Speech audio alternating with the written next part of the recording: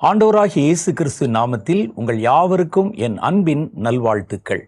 மீண்டுமாக ஒரு ஜெபிக்கலாம் வாங்க நிகழ்ச்சியிலே உங்கள் யாவரையும் சந்திப்பதில் கர்த்தருக்குள் நான் அதிக மகிழ்ச்சி அடைகிறேன். வாரந்தோறும் 2 நாட்கள் தேவனுடைய பாதத்தில் நம்ம காத்திருந்து தேவனுடைய மகத்துவங்களை தியானிக்கிறோம், கர்த்தரிடத்திலே ஜெபம் பண்ணுகிறோம், அற்புதங்களை பெற்றுக்கொள்ளுகிறோம், வார்த்தைகளை வசனத்தை கவனிக்கிறோம். இதெல்லாம் சேர்ந்து ஒவ்வொரு வாரமும் நம்மை கர்த்தருக்குள் அதிகமாக உற்சாகப்படுத்தவும், விசுவாசத்திலே வளர வைக்கவும், கர்த்தருக்குள்ளே நம்மை உறுதிப்படுத்தவும் மிக உதவிகரமாக இருக்கிறது. இந்த நிகழ்ச்சியின் மூலம் பல புதியவர்கள் இயேசுவை ஏற்றுக்கொள்கிறார்கள். பல பேருடைய விசுவாசம் கர்த்தருக்குள்ளே உறுதிப்படுத்தப்படுகிறது. நல்ல ஆராதனை நேரத்தில் தேவனை ஆராதிக்கும் போது தெய்வீக மகிமையை நம்ம இருந்த இடத்திலே பெற்றுக்கொள்ள முடிகிறது. ஜெப நேரம் இன்னும் ஆசீர்வாதம். ஜெப நேரத்தில் நம்முடைய மனதில் இருக்கிற எல்லாவற்றையும் சொல்லி ஜெபிப்பது மாத்திரமல்ல, தேசத்தில் என்ன நடக்குது, நம்ம இன்னைக்கு சமுதாயத்தில் உலகத்தில் எதற்காக நம்ம ஜெபிக்கணும் என்பதையும் நம்ம எல்லாம் சேர்ந்து ஜெபம் பண்ணுகிறோம். மாத்திரம் இல்லை, இன்னைக்கு நம்ம ஜெபித்தது அடுத்த வாரத்துக்குள்ளே கர்த்தர் ஒரு பெரிய நன்மையை செய்து சாட்சியாக நம்மை மாற்றுகிற அனுபவம் கூட ஆச்சரியம்தான். ஆகவேதான் இத்தனை வருஷங்களாக இந்த நிகழ்ச்சியின் மூலம் உலகம் முழுவதிலும் பல்லாயிரக்கணக்கான பேரை வாரந்தோறும் இந்த நிகழ்ச்சி சந்தித்து வருகிறது. இந்த நிகழ்ச்சிக்காக கர்த்தரை நம்ம ஸ்தோத்திரிக்கணும். தொடர்ந்து இந்த நிகழ்ச்சிக்காக நீங்கள் ஜெபம் பண்ணணும். இப்போ சமீபத்தில் இந்த நிகழ்ச்சியில் ஒவ்வொரு குறிப்பிட்ட காரியங்களை மையப்படுத்தி ஜெபம் பண்ணுவதை வழக்கமாக வச்சிருக்கிறாங்க. மாணவர்களுக்கு, குழந்தைகளுக்கு, வாலிபர்களுக்கு, வாலிப பெண் பிள்ளைகளுக்கு, ஊழியக்காரர்களுக்கு, மருத்துவர்களுக்கு, இந்த மாதிரி ஒவ்வொரு பகுதியாக ஜெபம் பண்ண வச்சிரு. அந்தந்த பகுதியிலே கர்த்தருடைய மகிமையை ஜனங்கள் பார்க்க இந்த நிகழ்ச்சி ஒரு பெரிய உதவிகரமாக இருக்கிறது. அதனால தொடர்ந்து இந்த நிகழ்ச்சிக்காக நீங்கள் ஜெபம் பண்ணணும். மற்றவர்களுக்கும், தெரியாதவங்களுக்கும் அல்லது இயேசுவை அறியாதவர்களுக்கும் இந்த நிகழ்ச்சியை நீங்கள் அறிமுகப்படுத்தி வைப்பது கர்த்தருக்கு நீங்கள் செய்கிற ஒரு சின்ன ஊழியமாக இருக்கும். அதனால தொடர்ந்து இந்த நிகழ்ச்சியை கவனித்து பாருங்க. நிகழ்ச்சியிலே நம்ம தேவனை ஆராதிக்கிறோம், தேவனிடத்தில் ஜெபம் பண்ணுகிறோம், நன்மைகளை பெறுகிறோம். அது மாத்திரம் பத்தாது. தொடர்ந்து கர்த்தருக்குள்ளே நம்ம நிலைச்சு நிற்கணும்னா கர்த்தருடைய வார்த்தைகளை கவனித்து பார்க்கணும், கர்த்தருடைய வசனத்தை தியானிக்கணும். கர்த்தருடைய வார்த்தையில தான் நம்முடைய ஆவிக்குரிய வாழ்க்கையை உயிர்ப்பிக்கும் அல்லது வளர்ப்பிக்கும் எல்லா நன்மைகளும் அடங்கி இருக்கிறது. கர்த்தருடைய வசனம் இல்லாமல் யாரும் கிறிஸ்துவுக்குள்ளே வளர முடியாது. அந்த வசனம் நமக்கு ஒரு ஆகாரத்தை போல கொடுக்கப்பட்டிருக்கு. அதனால இந்த நேரத்தையும் நீங்கள் ரொம்ப கவனமாக கேட்கணும். குறிப்பாக ஜெபிக்கலாம் வாங்க என்ற இந்த நிகழ்ச்சி புது கிறிஸ்தவர்களுக்காகத்தான் அதிகமாக பயன்படுத்தப்படுகிறது. புதுசாக இயேசுவை ஏற்றுக்கொள்ளுகிறவர்கள், ஏற்றுக்கொண்டவர்கள், புதிதாக நாங்கள் கர்த்தருக்குள்ளே வளரணுங்கிறவங்களுக்காக இந்த நிகழ்ச்சி விசேஷமாக வடிவமைக்கப்பட்டிருக்கிறது. அதனால தான் இயேசுவை ஏற்றுக்கொண்ட உடனே நமக்கு அடுத்தடுத்து என்ன தேவை என்பதை பற்றி நான் வருகிற பகுதிகளிலெல்லாம் தொடர்ச்சியாக பிரசங்கம் பண்ணி கொண்டு வருகிறேன். இப்போ சமீபமாக நம்ம 2-3 வாரங்களாக நம்ம எதை பற்றி தியானிக்கிறோம்னா, புதுசாக இயேசு கிறிஸ்துவை ஏற்றுக்கொண்டவர்கள், ஒரு குடும்பமாகவோ தனியாகவோ ஏற்றுக்கொண்டவர்கள், அவங்க மனசில் பல விதமான கேள்விகள் வரும். சந்தேகம் இல்லை, தெரிஞ்சுக்கிறணும்னு வரக்கூடிய கேள்விகள். அதுக்கு யார்கிட்ட போய் பதில் கேட்கறது என்பது நமக்கு ஒரு பெரிய அலைச்சலாகவே இருக்கும். நான்லாம் ரட்சிக்கப்பட்ட புதுசில் ஒவ்வொரு இடத்துலையும் ஓடி ஓடி போய் எந்த சபை என்ற பாகுபாடு இல்லாமல் எல்லார்ட்டையும் போய் அடுத்து என்ன செய்யணும், இயேசு கிறிஸ்துக்குள்ளே எப்படி வளரணும், நான் இயேசுவை ஏற்றுக்கொண்டேன் என்று சொல்லி விசாரித்து கேட்டிருக்கிறேன். ஆனால் நீங்கள் ரொம்ப ஆசீர்வாதமானவங்க, நீங்கள் இருந்த இடத்துல இருந்தே நிறைய விஷயங்களை கற்றுக்கொள்ள முடிகிறது. நேற்றைய தினத்திலே நம்ம சந்தித்து கொண்ட போது புதுசாக இயேசுவை ஏற்றுக்கொண்டவர்கள் அடுத்து அவர்கள் கர்த்தருக்குள்ளே வளரணும், கர்த்தருடைய சித்தத்தை நிறைவேற்றணும், தேவன் நம்ம கொடுத்த கட்டளைகளை நிறைவேற்றணும் அப்படின்னா அவர்களுக்கு சபை அவசியம். புதுசாக இயேசுவை ஏற்றுக்கொண்டவர்களுக்கு, ரட்சிக்கப்பட்டவர்களுக்கு வருகிற முதல் கேள்வி, சபைக்கு போய்த்தான் வளரணுமா, சபையில் சேரத்தான் வேண்டுமா, ஏன் இயேசு நானும் தனியாக வீட்டில் எங்கள் குடும்பமாக ஜெபம் பண்ணி பைபிள் வாசித்து வளர முடியாதா அப்படின்னு கேள்வி வரும். அந்த கேள்விக்கு பதில் சொல்லத்தான் நேற்றைய தினம் நம்ம இந்த நிகழ்ச்சியிலே ஆரம்பித்தோம். இன்னைக்கு நம்ம பார்க்க போகிறது என்ன தெரியுமா, சபையில் இருக்கணும். நம்ம சபையோடு இணைந்து நம்ம இருக்கணும், அது அவசியம் என்று போன முறை நம்ம பார்த்தோம். எந்த சபையிலே நம்ம இருக்கிறது? நம்மளை சுற்றி பார்த்தா நிறைய சபை இருக்கும். நீங்க புதுசா உள்ள வந்தவங்க, இதுக்கு முன்னால நீங்க வெளியே இருந்து பார்த்தபோது கிறிஸ்தவர்கள் அப்படின்னு ஒரு பிரிவு தான் உங்களுக்கு தெரியும். கிறிஸ்தவர்கள், உங்க கிறிஸ்டியன் அப்படின்னு தெரியும். ஆனா அதுக்குள்ள நீங்க வந்து பார்த்தா பல பிரிவுகள் இருக்கிறது உங்களுக்கு தெரியாது. உள்ள வந்து பார்க்கும்போது தான் நிறைய பிரிவுகள் இருக்கிறது நமக்கு தெரியும். அப்ப எல்லாமே கிறிஸ்தவ அமைப்புகள் தான், கிறிஸ்தவ பிரிவுகள் தான். சபைகள் அப்படின்னு பார்த்தீங்கன்னா அவங்களுடைய நம்பிக்கை, ஆராதனை முறைகள், அவங்களுடைய கலாச்சாரம் போன்றவர்களுடைய அடிப்படையில் பல்வேறு விதமான சபை பிரிவுகள் உள்ள இருக்குது. நீங்க அதை பற்றி கொஞ்சம் தெரிஞ்சுக்கிறணும். இல்லாட்டா நமக்கு ஒரு சிலுவை போட்டுன ஒரு கட்டடம் அப்படின்னு சொன்னாலே சர்ச்சு அப்படின்னு நினைச்சு நம்ம உள்ள போயிடுவோம். அதுல நிறைய வித்தியாசங்கள் இருக்கிறது என்பதை நம்ம விளங்கி கொள்ள வேண்டும். இல்லாட்டா புதிதாக வந்தவர்கள் நம்முடைய வளர்ச்சிக்கு ஏற்ற சபை எது என்பதை தெரிந்து கொள்ள முடியாம தடுமாற வேண்டிய ஒரு சூழ்நிலை வந்துடும். ஒரு இடத்துக்குள்ள வந்துட்டோம்னா அந்த இடத்த பத்தி நமக்கு ஒரு 4 விஷயம் நம்ம அறிந்திருக்கணும்ல. ஒரு ஊருக்கு போறோம், அந்த ஊர்ல இருக்கிற 4 விஷயங்கள் நமக்கு தெரியணும். அது மாதிரி கிறிஸ்துவுக்குள்ளே வந்தவங்க இந்த சபைகள் என்ற விஷயத்துல என்னென்னலாம் இருக்குது அப்படின்னு தெரியணும். இதுல நிறைய வகைகள் இருக்கிறது. அதை 3 பெரும் பிரிவுகளாக நம்ம பிரிச்சோம்னா, ஒன்று கத்தோலிக்க சபைகள் அப்படின்னு ஒன்று இருக்கு.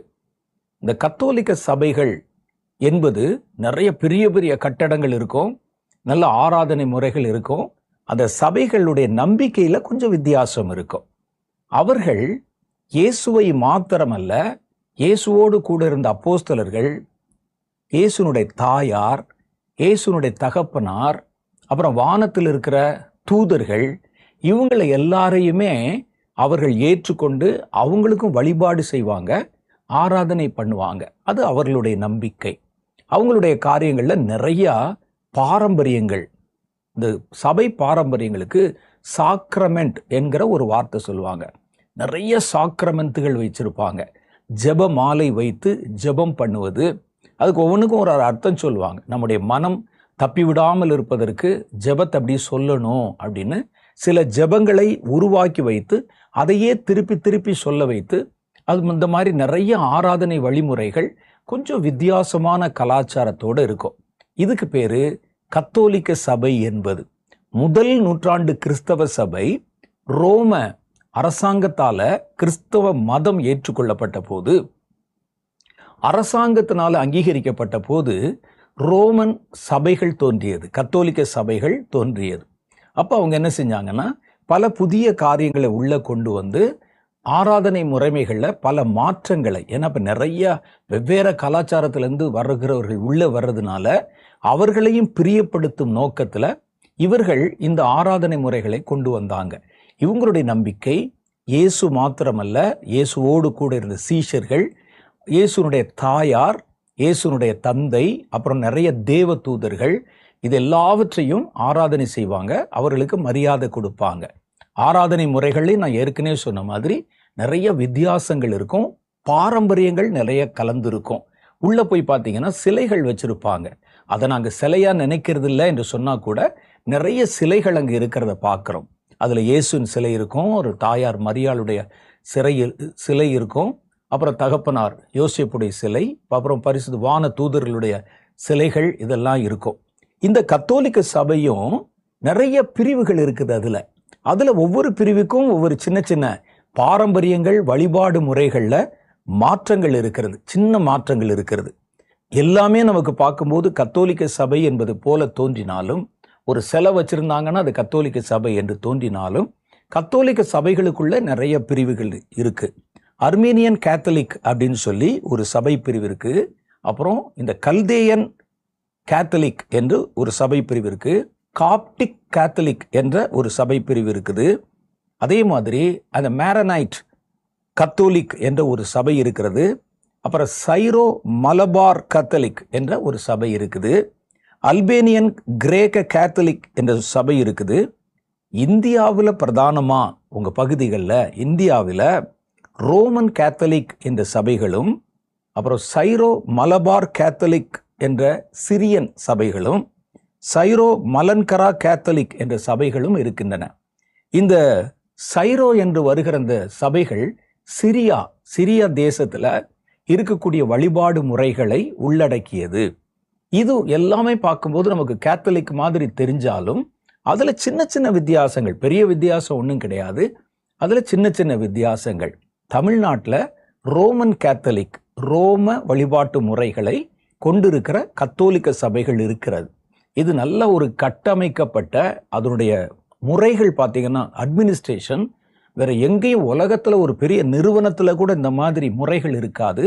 மேல இருக்கக்கூடிய ஸ்தானம், கீழே இருக்கக்கூடிய ஸ்தானம் என்று அந்த அமைப்பு முறை என்பது பக்காவாக வடிவமைத்து நடத்தப்படுகிற ஒரு சபை அமைப்பு கத்தோலிக்க சபை. அடுத்து இந்த கத்தோலிக்க சபையில் இருக்கக்கூடிய இந்த சிலை வழிபாடுகள் அல்லது மற்றவர்களை ஆராதிக்கிற வழிமுறைகள் பிடிக்காத ஒரு கூட்டத்தார். இது வேதத்துல சொல்லப்படலையே. வேதத்துல இயேசுவை தெய்வமாகவும் பிதாவை தெய்வமாகவும் ஆவியானவரை தான் சொல்லப்பட்டிருக்கு. ஆனா இது தாண்டி இவர்கள் மரியாளை அல்லது யோசேப்பை மற்ற தேவதூதர்களை ஆராதிக்கிறாங்க, அல்லது அவர்கள் வைத்திருக்கக்கூடிய அந்த அட்மினிஸ்ட்ரேஷன்ல நிறைய பிரச்சனைகள் இருக்குன்னு அதிருப்தி உற்றவர்கள் அதிலிருந்து பிரிந்து புராட்டஸ்டன்ட் என்ற ஒரு அமைப்பை வெளியே கொண்டு வந்தாங்க. அதிலிருந்து வந்த சபைகள் இன்னைக்கு தமிழ்நாட்டிலையும் உலகத்திலையும் நிறைய இடங்கள்ல இந்த புராட்டஸ்டன்ட் அமைப்புகள் நிறைய இருக்குது. இந்த புராட்டஸ்டன்ட் அமைப்புகள்ல சிலை வழிபாடுகள் இருக்காது. அந்த கத்தோலிக்க சபையில் இருக்கிற பாரம்பரிய வழிமுறைகள் இருக்காததுல அதுல ஆராதனைகள் வேற மாதிரி வித்தியாசமா இருக்கும். ஆனா இதுவும் பார்த்தீங்கன்னா நல்ல ஒரு அட்மினிஸ்ட்ரேஷன், நல்ல அழகா அட்மின் பண்ணி அதை ஒரு அமைப்பாக ஏற்படுத்தி வைத்திருக்கக்கூடிய சபைகளுக்கு பேரு இந்த புராட்டஸ்டன்ட் சபைகள் என்று பேர். இதுல உள்ள புகுந்து பார்த்தீங்கன்னா இதுலயும் நிறைய பிரிவுகள் இருக்குது.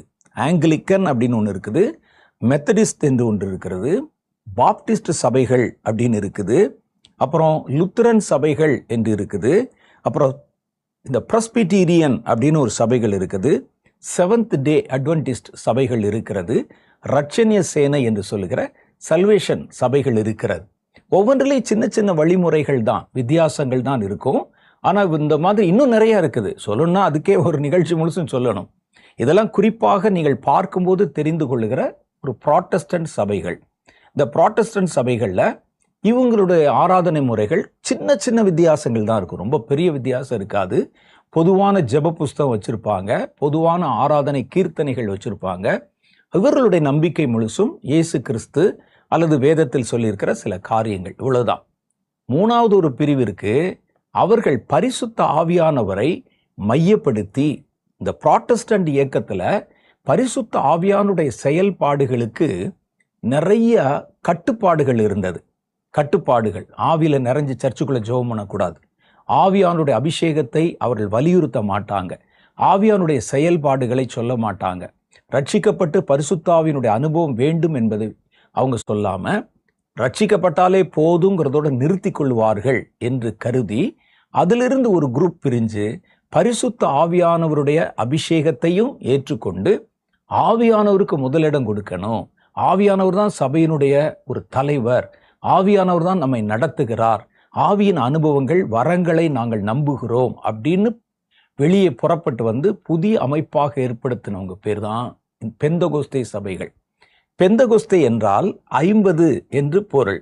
அது 50க்கும் இந்த பெந்தகோஸ்தேக்கு என்னங்க சம்பந்தம் அப்படின்னு ஒரு கேள்வி கேட்டீங்கன்னா, இயேசு கிறிஸ்து உயிர்த்த பிறகு 50வது நாள் இஸ்ரேல் தேசத்துல பெந்தகோஸ்தேன்னு ஒரு பண்டிகை கொண்டாடப்படும். அந்த பெந்தகோஸ்தேங்கிற பண்டிகை கொண்டாடப்படுகிற நாள்ல இயேசுனுடைய சீஷர்கள் ஒரு 120 பேரு மேலறை வீட்டில் உட்கார்ந்து ஜெபம் பண்ணிட்டு இருந்தாங்க. இயேசு அவர்களுக்கு சொல்லி போயிருந்தார், நீங்கள் வாக்குத்தத்தம் பண்ணப்பட்டது நிறைவேறுகிற வரைக்கும் எருசலேமை விட்டு போகக்கூடாது, இங்கேயே காத்திருங்கன்னு 10 நாள் அவங்க ஜெபத்துல காத்திருந்தாங்க. 50வது நாள் என்று சொல்லக்கூடிய பெந்தகோஸ்தே பண்டிகை அன்னைக்கு அந்த 10வது நாள் அவர்கள் மேலே பரிசுத்த ஆவியானவருடைய வரம் பொழிந்தருளப்பட்டது, அபிஷேகம் இறங்கி வந்தது. அதை அடையாளமா வச்சு எங்க சபைக்கு பேரு பெந்தகோஸ்தே அப்படின்னு சொல்றாங்க. பெண்டிகாஸ்ட், அது யூதர்களுடைய பண்டிகையினுடைய பேரு. அந்த நாள்ல பரிசுத்த ஆவியானவர் சபையின் மேல இறங்கி வந்ததுனால அந்த சபைகளுக்கு பெந்தகோஸ்தே சபைகள் என்று பெயர்.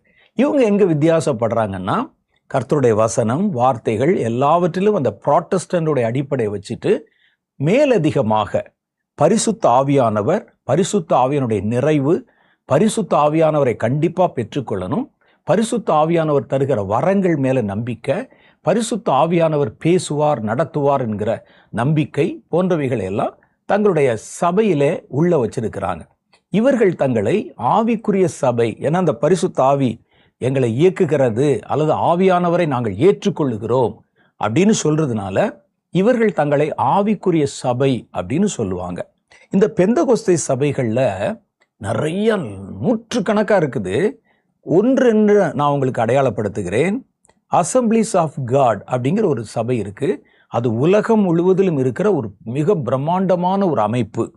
இரண்டாவது பார்த்தீங்கன்னா அப்போஸ்தலிக் சபைகள், அப்போஸ்தல சபைகள் அப்படின்னு ஒரு சபை இருக்கு. அதுவும் இதற்கு இணையாக ஒரு பெரிய அமைப்பு உள்ளது. அப்புறம் தேவ சபை, சர்ச் ஆஃப் காட் என்கிற சபை பிரிவுகள். இதெல்லாம் பெந்தகோஸ்தே அனுபவத்தையும் ஆவியானவரை குறித்த காரியங்களையும் நம்புகிற சபைகள். அடுத்து தி பெந்தகோஸ்தே மிஷன் அப்படின்னு சொல்லி சபை இருக்கிறது. இந்தியன் பெண்டிகாஸ் மிஷன் என்கிற விஷன் என்கிற சபை இருக்கிறது. இதெல்லாம் இவைகளில் அடக்கம்.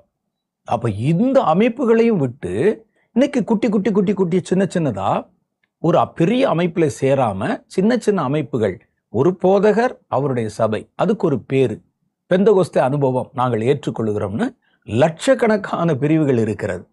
இதெல்லாம் பெந்தகோஸ்தே சபைகள். இவர்கள் பரிசுத்த ஆவியை நம்புகிறதுனாலையும் அந்த பரிசுத்த ஆவியினுடைய வரங்களை பெறுவதையும் விசுவாசிக்கிறதுனாலையும் தங்களை ஆவிக்குரிய சபை அப்படின்னு அவர்கள் சொல்லுவதை வழக்கமாக வைத்திருக்கிறார்கள். இதுக்கு ஆவிக்குரிய சபை அப்படிங்கிறது ஆவியை நம்புகிறது அடையாளம் அல்ல. நீங்க நல்லா ஒரு காரியத்தை தெரியணும். சிலர் சொல்லி நாங்கெல்லாம் ஆவிக்குரிய சபை, நீங்க எங்களை ஏற்றுக்கொள்ளுங்க, எங்க சபைக்கு வாங்க அப்படின்னு சொல்லுவாங்க. ஆனா இவர்கள் ஆவிக்குரிய சபை என்று எதை அடையாளப்படுத்துகிறார்கள் அப்படின்னா, பரிசுத்த ஆவியை நாங்க விசுவாசிக்கிறோம், ஏற்றுக்கொள்ளுகிறோம் அப்படின்னு. ஆனா நல்லா நீங்க எடுத்து பார்த்தா மொத்த சபைகளும், கேத்தலிக்கா இருந்தாலும், பெந்தகோஸ்தா இருந்தாலும், புராட்டஸ்டண்டா இருந்தாலும், சபைகளை இரண்டு பிரிவாக நம்ம பிரிக்கலாம். ஒன்று ஆவிக்குரிய சபை, ரெண்டாவது ஆவிக்குரியதுனால இன்னொன்று என்னது, மாம்சத்துக்குரிய சபை. மாம்சத்துக்குரிய சபை அப்படின்னா மாம்சிக கிரியைகள் தான் அதுல வெளிப்படும். அந்த மாம்சிகத்தின் காரியங்கள் அதுதான் அந்த சபையை வழிநடத்தும். அப்ப பெந்தகோஸ்தே என்ற அமைப்பு ஆவியானவரை விசுவாசிக்கிறதுனால அது ஆவிக்குரிய சபையாக ஆகிவிட முடியாது. வேதத்துல பாருங்க, கொரிந்து பட்டணத்துல ஒரு சபை இருந்தது. கொரிந்து பட்டணத்துல இருந்த ஒரு சபை, அது ஆவியின் வரங்களால நிறைந்திருந்த ஒரு சபை, ஆவிக்குரிய சபை அப்படின்னு நம்ம அதை சொல்லலாம். 1 கொரிந்தியர் புஸ்தகம் 1வது அதிகாரம் 7வது வசனம். அவங்க பரிசுத்த ஆவியினுடைய எந்த வரத்திலும் குறைவில்லாதவர்களாக ஆவியிலே நிறைந்திருந்தார்கள். அப்படியே நீங்கள் யாதொரு வரத்திலும் குறைவில்லாதவர்களாய் நம்முடைய கர்த்தராகிய இயேசு கிறிஸ்து வெளிப்படுவதற்கு காத்திருக்கிறீர்கள். 1 கொரிந்தியர் 1வது அதிகாரம் 7வது வசனம். கொரிந்து சபையாரை பத்தி என்ன சொல்லுது? நீங்க பரிசுத்த ஆவியானவரின் யாதொரு வரத்திலும் குறைவில்லாதவர்களாக கர்த்தராகிய இயேசுவினுடைய வருகைக்காக காத்திருக்கீங்க அப்படின்னு சொல்றார். அப்ப இது ஆவிக்குரிய சபையாத்தானே இருக்கணும். ஆனா 1 கொரிந்தியர் புஸ்தகம் 3வது அதிகாரம் 1 3 வரைக்கும் உண்டான வசனங்கள்ல இதே கொரிந்து சபையாரை பற்றி பவுல் என்ன சொல்லுகிறார் அப்படின்னு பார்த்தா, மேலும் சகோதரரே, நான் உங்களை ஆவிக்குரியவர்கள் என்று எண்ணி உங்களுடனே பேசக்கூடாமல் மாம்சத்துக்குரியவர்கள் என்றும் கிறிஸ்துவுக்குள் குழந்தைகள் என்றும் எண்ணி பேச வேண்டியதா இருக்கிறது. நீங்கள் பெலனில்லாதவர்களானதும் உங்களுக்கு போஜனம் கொடாமல் பாலை குடிக்க கொடுத்தேன். 3வது வசனம் சொல்லுது, பொறாமை, வாக்குவாதம், பல பிரிவினைகள், பேதங்கள் உங்களுக்குள் இருக்கிறபடியினால் நீங்கள் மாம்சத்துக்குரியவர்களாயிருந்து மனுஷ மார்க்கமாய் நடக்கிறீர்கள் அல்லவா அப்படிங்கிறார். யார? யாதொரு வரத்திலும் குறைவில்லாதவர்களாக பரிசுத்த ஆவியானுடைய நிறைவை பெற்று கர்த்தருடைய வருகைக்காக காத்திருக்கிற சபைய ஆவிக்குரிய சபையில சொல்லணும். இவர் இங்க என்ன சொல்றாரு பார்த்தா, நீங்கள் பொறாமையும் வாக்குவாதமும் பேதகங்களும் உங்களுக்குள்ள இருக்கிறதுனால நீங்கள் மாம்சத்துக்குரியவர்களா இருக்கிறீர்கள் அப்படின்னு சொல்றார். அப்ப ஆவிக்குரிய சபை என்பது ஆவிக்குரிய வரங்களையும் ஆவியின் அபிஷேகத்தை நம்புவது மாத்திரமல்ல, அது ஆவியானவரால் நடத்தப்படணும். மாம்சத்தின் கிரியைகள் அதுல இல்லாம இருக்கணும். நான் ஆவியை நம்புறேன், ஆனா நடக்கும்போது மாம்சீகமா நடக்கிறேன். அதுதான் அந்த கொரிந்து சபையினுடைய நிலை. அவர்கள் வரம் பெற்றவர்கள். கொரிந்து சபையினருக்கு தான் அந்த கொரிந்து புஸ்தகத்துல 14வது அதிகாரம் 12வது அதிகாரத்துல எல்லாம் வரங்களை பற்றின ஒரு பெரிய வெளிப்பாடே பவுல் பேசுறாரு. ஆவியானுடைய 9 வரங்கள் எப்படி இயங்கும், கிரியை செய்யும், அபிஷேகம் எப்படி இருக்கும், அவங்க எல்லாம் யாதொரு வரத்திலும் குறைவில்லாம 9 வரத்தையும் பெற்ற ஒரு சபை. 3வது அதிகாரத்தில் அவர் சொல்றாரு, நீங்கள் மாம்சத்துக்குரியவர்கள். அப்ப ஆவிக்குரிய சபை என்பது ஆவியானவரை நம்புவதோடு மாத்திரம் நின்று விடாம ஆவியானவராலே நடத்தப்படுகிற சபையா இருக்கணும். ஆவியானவரால் நடத்தப்படுகிற சபைதான் ஆவிக்குரிய சபை. அப்ப நீங்க ஆவிக்குரிய காரியங்களை விசுவாசிக்கலாம், விசுவாசிக்காம போகலாம். நீங்கள் ஆவிக்குரிய காரியங்கள்ல நீங்க பெற்றிருக்கலாம். ஆனால் அந்த ஆவியினாலே நடத்தப்படலைன்னா நம்ம மாம்சத்துக்குரியவர்கள். அப்ப இந்த பெந்தகோஸ்தே அனுபவம் என்று சொல்லுகிற அனுபவம் இருக்கிற சபைகள் கூட மாம்சத்துக்குரிய சபைகளாக இருக்கிறதுக்கு வாய்ப்பு இருக்கிறது. அதனால நம்ம ரொம்ப கவனமா இருக்கணும். ரோமருடைய புஸ்தகம் 8வது அதிகாரம் 14வது வசனம் சொல்லுது, மேலும் எவர்கள் தேவனுடைய ஆவியினாலே நடத்தப்படுகிறார்களோ அவர்கள் தேவனுடைய புத்திரராய் இருக்கிறார்கள். யாரு ஆவியானவருடைய பெற்றிருக்கிறேன் நானு, ஆனா ஆவியானவராலே நடத்தப்படுறேன்னா அதான் முக்கியம். அபிஷேகம் பெற்றிருக்கிறேன், அபிஷேகத்தை விசுவாசிக்கிறேன், அந்நிய பாஷை கூட பேசுறேன், ஆனா ஆவியானவராலே நடத்தப்படுகிறேன்னா அதான் முக்கியம். வேதம் இங்கே ரோமர் 8:14 சொல்லுது, எவர்கள் தேவனுடைய ஆவியினாலே நடத்தப்படுகிறார்களோ அவர்கள் தேவனுடைய பிள்ளைகளாக இருக்கிறார்கள். அதேதான் ஆவியினால் நடத்தப்படுகிற சபையே தேவனுடைய சபையாய் இருக்கிறது. ஆவியை விசுவாசிக்கிற சபை மாத்திரம் இல்ல, ஆவியிலே நிரப்பப்பட்ட சபை மாத்திரமல்ல, அந்நிய பாஷை பேசுகிறவர்கள் இருக்கிற சபை மாத்திரமல்ல, அபிஷேகத்தை ஏற்றுக்கொள்ளுகிற சபை மாத்திரமல்ல, அது அந்த அபிஷேகத்தினாலே நடத்தப்படுகிற சபையா இருக்கணும். கொரிந்து சபை அப்படித்தான் இருந்தது. அவர்கள் அந்நிய பாஷை பேசினாங்க, எல்லா வரத்திலும் நிறைந்திருந்தார்கள். ஆனால் அவர்களுக்குள்ளே வாக்குவாதம், சண்டை, பொறாமை, நீ பெரியவனா நான் பெரியவனாங்கிற சண்டை, இதெல்லாம் உள்ள இருந்ததுனால மாம்சத்துக்குரியவர்களாய் நடந்து கொண்டார்கள். அப்ப நம்ம ஒரு ஆவிக்குரிய சபையை தேர்ந்தெடுக்கும் போது அவர்கள் ஆவிக்குரிய காரியத்தை நம்புகிறார்களா என்பதை மாத்திரம் பார்க்காம, அபிஷேகத்தை பெற்றிருக்கிறாங்களாங்கிறத மாத்திரம் பார்க்காம, அந்த சபை ஜனங்கள், ஊழியர்கள் ஆவியினால் நடத்தப்படுகிறார்களாங்கிறதையும் பார்க்கணும். அதான் முக்கியம். வெளியே நல்லா பேசுவாங்க, நல்லா ஆவியில நிறைஞ்சிருப்பாங்க, நல்ல ஒரு அபிஷேகத்துக்காகவே ஒரு ஆராதனை முழுசு நேரத்தையும் ஒப்பு கொடுத்து நல்ல ஆவியில நிறைஞ்சிருப்பாங்க.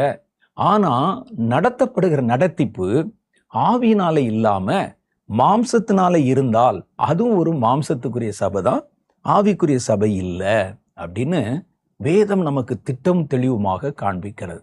இப்போ இதுல இத்தனை சபைகள் இருக்கிறது. இதுல நல்ல ஒரு சபையை நம்ம தேர்ந்தெடுக்கணும்.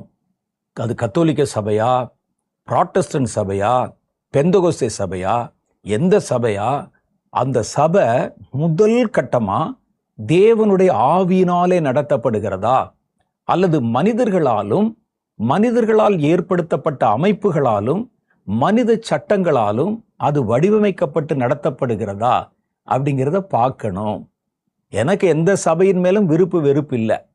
தேவன் நடத்துகிற சபைதான் தேவனுடைய சபை. ஆவியினால் நடத்தப்படுகிறவர்கள் தேவனுடைய புத்திரர் போல. ஆவியினால் நடத்தப்படுகிற சபை, ஆவியை ஏற்றுக்கொண்ட சபை அல்ல, விசுவாசிக்கிற சபை மாத்திரம் இல்ல, அது நடத்தப்படணும் ஆவியில. அது பேர் தான் தேவனுடைய சபை.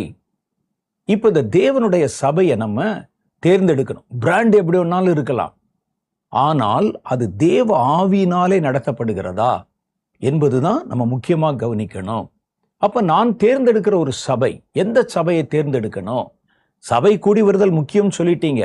என்னை சுற்றிலும் பார்த்தா நிறைய நூற்றுக்கணக்கான சபை. அது இப்போ உள்ள காலத்துல பார்த்தா தெருவுக்கு 4 சபை. இதுல எதுங்க சரியான சபை? அதை நான் எந்த அடிப்படையிலே நான் ஒரு நல்ல சபையை தேர்வு செய்வது அப்படின்னு ஒரு சந்தேகம் உங்களுக்கு வந்துச்சுன்னா, நியாயம். நம்ம பல சமயத்துல எதை தேர்ந்தெடுக்கிறோம்னா, வீட்டுக்கு பக்கத்துல இருக்குதா, நடந்து போய் வர்ற தூரத்துல இருக்குதா, அல்லது அது என்ன வசதி அப்படின்னு நம்ம பார்த்து சபையை தேர்வு செய்கிறோம். அப்படி அல்ல. அல்லது ஏதாவது ஒரு சபைக்கு போவோம், அப்படியும் அல்ல. ஒரு துணி கடைக்கு போனா எல்லாமே நல்ல துணி தான் வச்சிருப்பான் அவன். ஆனா உங்களுக்கு செட் ஆகிற தேர்வு செய்து பல மணி நேரம் செலவழிச்சு யோசிச்சு தான் ஒரு துணியை நம்ம வாங்குறோம். ஒரு துணிக்கே அப்படின்னா, நம்முடைய ஆவிக்குரிய வாழ்க்கையை தீர்மானிக்க போகிற அல்லது வளர்க்கக்கூடிய ஒரு சபையை தேர்ந்தெடுக்கிறதுல நம்ம எவ்வளவு கவனமா இருக்கணும்னு யோசிச்சு பார்க்கணும். ஏன்னா அது நம்முடைய சொந்த வாழ்க்கைக்கு அல்லது என்னுடைய ஆவிக்குரிய வாழ்க்கைக்கு அதான் உத்தரவாதம் பண்ண போகுது. என்னை சரியான முறையிலே வளர்க்க கர்த்தர் சபைகளைத்தான் எனக்கு ஏற்பாடு பண்ணி கொடுத்திருக்கிறார். அப்போ ஒரு நல்ல தேவன் விரும்புகிற நாங்கள் தேர்ந்தெடுக்க வேண்டிய ஒரு சபையினுடைய அடையாளங்கள் என்னவா இருக்கும்? முதல் காரியம் நான் சொல்லிட்டேன், அது ஆவியானவராலே நடத்தப்பட வேண்டும். அதுலேயே பாருங்க, அதை ஒட்டிய இன்னொரு காரியம், கிறிஸ்து இயேசுதான் அதற்கு தலைவராக இருக்கணும்.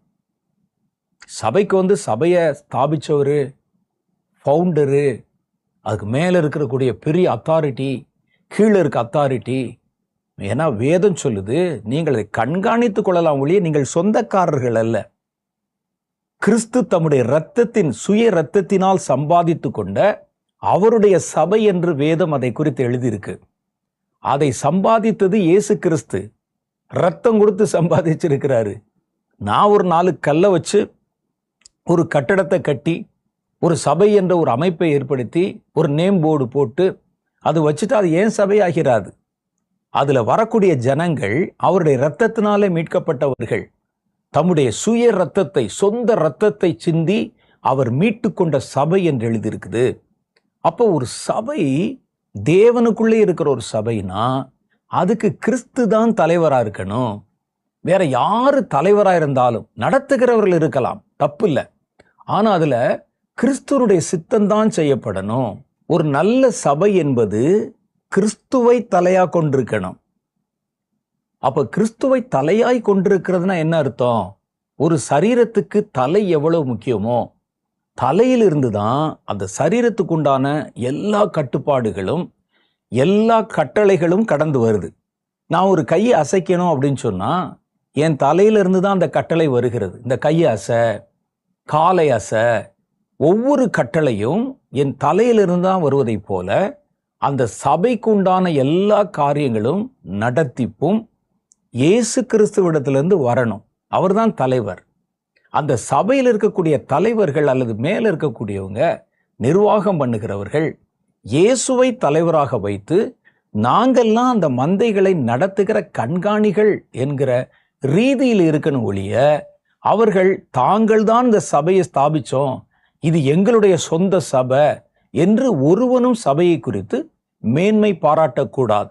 ஏன்னா சபை யார் வேணா கட்டடத்தை கட்டியிருக்கலாம், ஒரு அமைப்பை ஏற்படுத்தி இருக்கலாம். ஆனா சபை என்பது கிறிஸ்துவின் சுய இரத்தத்தினால் சம்பாதிக்கப்பட்டது என்றுதான் கர்த்தருடைய வேதம் சொல்லுது. எபேசியருக்கு எழுதின நிருபம் 1வது அதிகாரம் 23வது வசனத்தில் எல்லாவற்றையும் எல்லாவற்றாலும் நிரப்புகிறவருடைய நிறைவான சரீரமான சபைக்கு அவரை எல்லாவற்றுக்கும் மேலாக தலையாக தந்தருளினார். அப்ப நம்ம போன உடனே சபையில தலை என்னவா இருக்குதுன்னு பார்க்கணும். அது ஒரு மனுஷ தலையா இருக்குதான்னு பார்க்கணும், அல்லது கிறிஸ்துனுடைய தலை அதுல இருக்குதான்னு பார்க்கணும். கிறிஸ்து தலைமையாக இருக்கிறாரா அப்படின்னு பார்க்கணும். முதல் நூற்றாண்டு சபையில நீங்க பார்த்தீங்கன்னா அவர்கள் ஒவ்வொரு முடிவை எடுக்கும் போதும் ஜெபம் பண்ணி கர்த்தர் என்ன சொல்றாருன்னு கேட்டு யாரை எந்த ஊழியத்துக்கு வைக்கணும், யாரை அனுப்பணும், யார் கையில என்ன பொறுப்பை கொடுக்கணும், எல்லா விஷயத்துக்கும் தேவனுடைய நடத்திப்பைத்தான் அவர்கள் எதிர்பார்த்தாங்க. சும்மா ஒரு 10 பேர் உட்கார்ந்துட்டு அவங்களா தீர்மானம் பண்ணி இதை எப்படி செய்யலாம் அப்படி செய்யலாம்னு யோசிக்கல. அவர்களுக்கு தலைவராக இயேசு கிறிஸ்து தான் இருந்தார். அப்ப நான் தேர்ந்தெடுக்கிற ஒரு சபை என்னை வளர்க்கவும் என்னை கர்த்தருக்குள்ளே இணைக்கவும் தக்கதாக இருக்கணும்னா அதுக்கு தலையா இயேசுதான் இருக்கணும். அந்த ஒழுங்கைத்தான் எபேசியர் 1:23 சொல்றார். கிறிஸ்துவை தலைமையாக கொண்ட சபையினுடைய அடையாளங்கள் அப்படின்னு சில அடையாளங்கள் இருக்கு. அதுல என்ன சொல்றாங்க? எல்லாவற்றிலும் அவருடைய சித்தம் மாத்திரமே நிறைவேற்றப்படக்கூடிய சபையா அந்த சித்தத்தை நிறைவேற்றுறதுல கவனமா இருக்கணும். எந்த சூழ்நிலையிலையும் கர்த்தருக்கு இந்த சபையை குறித்து என்ன சித்தம், கர்த்தர் இதை எப்படி நடத்த விரும்புகிறார், கர்த்தருடைய சித்தம் என்ன அப்படிங்கிறத அதை நிறைவேற்றணும். பொதுவாகவே சபைகளுக்கு என்று கர்த்தர் ஒரு சித்தத்தை வைத்திருக்கிறார். வேதத்துல பார்த்தீங்கன்னா நிறைய விஷயம் இருக்குது. அந்த சித்தம் மாத்திரம் இல்லாம ஒவ்வொரு சபைக்கும் தனிப்பட்ட ஒரு சித்தத்தையும் கர்த்தர் வச்சிருப்பார். இந்த ரெண்டையும் பார்த்து அந்த தேவனுடைய சித்தத்தை நிறைவேற்றுகிறார்களா அல்லது தங்களுடைய சுய விருப்பத்தை நிறைவேற்றுறாங்களா, அவங்களா ஒரு திட்டம் போட்டு அவங்களா ஒரு காரியத்தை போட்டு ஜனங்களுக்கு இதை செய்வோம் அதை செய்வோம்னு யோசிக்கிறாங்களா, அல்லது கர்த்தருடைய சித்தம் என்னது என்பதை கேட்டு அறிந்து செய்கிறாங்களாங்கிறத கவனிச்சு பார்க்கணும். கொலோசையருடைய புஸ்தகம் 1வது அதிகாரம் 18வது வசனம் இதையே நமக்கு சொல்லுகிறது. அவரே சபையாகிய சரீரத்துக்கு தலையானவர், எல்லாவற்றிலும் முதல்வராய் இருக்கும்படி அவரே ஆதியும் மரித்தோரிலிருந்து எழுந்த முதல் பேருமானவர். பார்த்தீங்களா? அப்ப சபையினுடைய அஸ்திவாரம் கிறிஸ்து தான். அப்ப கிறிஸ்து நம்ம செய்யும்படிக்கு காட்டுகிறது எதுவோ அதை தவிர சபை மாம்சத்துல எதுவுமே செய்யக்கூடாது. அப்ப இதில் நீங்க கவனிக்கணும். ஆனா பொதுவாக ஊழியர்களும் சரி சபையினரும் சரி தாங்கள் விரும்புகிற ஒரு காரியத்தை சொல்லும்போது கூட கர்த்தர் என்கிட்ட பேசினார் அப்படிதான் சொல்லுவாங்க. கர்த்தர் என்கிட்ட நேற்று பேசி அப்படின்னு சொல்லுவாங்க. அல்லது கர்த்தர் என்கிட்ட ஜெபத்துல பேசி இந்த வசனத்தை சொல்ல சொன்னார், வார்த்தையை சொல்ல சொன்னார். அவர்கள் அப்படி சொன்னா கூட அது உண்மையிலேயே கர்த்தர் சொல்லியிருப்பாரா, அல்லது உங்களை கீழ்ப்படிய பண்றதுக்காக அல்லது உங்களை ஏற்றுக்கொள்ள வைக்கிறதுக்காக அந்த ஊழியரே சொல்றாராங்கிறத நீங்க தான் கவனிக்கணும். அது கர்த்தருடைய வசனத்துக்கு ஏற்றதாக கர்த்தர் சொல்லக்கூடிய வார்த்தையாக இருக்குதா, அல்லது இது மனுஷனுடைய மனசிலிருந்து வெளிப்படுதா அப்படிங்கிற காரியங்கள்ல நீங்க கவனமா இருக்கணும். அவர்களுடைய சுய மனதில் தோன்றுகிற சில திட்டங்கள், அந்த திட்டத்தை நீங்க ஏற்றுக்கொள்ளணும், அந்த திட்டத்துக்கு நீங்கள் உதவி செய்யணும், ஆதரவு கரம் நீட்டணுங்கிறதுக்காக கர்த்தர் என்கிட்ட பேசினார் அப்படின்னு சொல்லுவாங்க. நீங்க இந்த திட்டத்தை தேவனுடைய காலம், கர்த்தருடைய விருப்பம் போன்றவைகளோடு இணைச்சு பார்க்கணும். கர்த்தர் இப்படிப்பட்ட ஒரு காரியத்தை சொல்லுவாரா, கர்த்தர் இப்படிப்பட்ட காரியத்தை பேசுவாரா, இது தேவனுடைய வார்த்தை தானா, அல்லது சுயமா நம்மளா அப்படி ஒன்று செய்யணும் அப்படிங்கிற விருப்பத்தில் இதை சொல்றாங்களா என்பதை நீங்கள் விளங்கி கொள்ள வேண்டியது அவசியம். 2வது காரியம், ஒரு சபை நம்ம தேர்ந்தெடுக்கக்கூடிய நல்ல சபையினுடைய 2வது அடையாளம் என்னன்னா, ரட்சிக்கப்பட்டவர்கள் மாத்திரமே அதிலே அங்கம் வகிக்க வேண்டும். சபையில அங்கத்தினராக இருக்கிறவங்க ரட்சிக்கப்பட்டிருக்கணும். அதான் முக்கியம். வேதம் சொல்லுது, தேவனுடைய ஆவியானவர் ரட்சிக்கப்படுகிறவர்களை அனுதினமும் சபையிலே சேர்த்து வந்தார். அப்போஸ்தலர் 2வது அதிகாரம் 47வது வசனத்துல படிச்சா, அனுதினமும் ரட்சிக்கப்பட்டவர்களை சபையிலே சேர்த்து வந்தார் என்று வேதம் சொல்லுது. இப்போ ரட்சிக்கப்பட்டவங்க தான் சபையில் இருக்கணும் அப்படின்னா அதோடைய பொருளை நீங்கள் தவறா புரிந்து கொள்ளக்கூடாது. ரட்சிக்கப்படாதவங்க சபையில வந்து கலந்துக்கிறலாம், சபையில வந்து உட்கார்ந்து இருக்கலாம். ஒருவேளை அவர்கள் ரட்சிக்கப்பட வாய்ப்பு இருக்கிறது. ரட்சிக்கப்பட்டா மாத்திரம்தான் சர்ச்சுக்கு போகணும், அந்த சர்ச்சில் அப்படி இல்லை.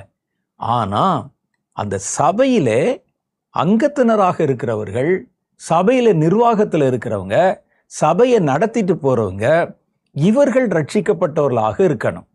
கலந்து கொள்ளுகிறவர்கள் எல்லாருமே வருவாங்க. பக்கத்தில் யாராவது சொல்லி, பிள்ளைக்கு சோகம் இல்லை, அந்த சபைக்கு கூட்டு போங்க, சர்ச்சில் பாஸ் ஜெபம் பண்ணுவார், சரியாயிரும். அல்லது இன்னும் சிலர் இயேசுவை பற்றி நம்ம இன்னும் நல்லா தெரிஞ்சுக்கிறணும், அதுக்கு சபையில் வருவாங்க. உடனே நீ ரட்சிக்கப்பட்டிருக்கிறியா? ரட்சிக்கப்படாதவங்களாம் அந்த சபையில் உட்கார்ந்துருக்கிறாங்க, நான் பார்த்தேன், அவங்க வேறு மத சின்னங்களை அடையாளங்களை அடைந்திருக்கிறாங்க. அது இல்லை.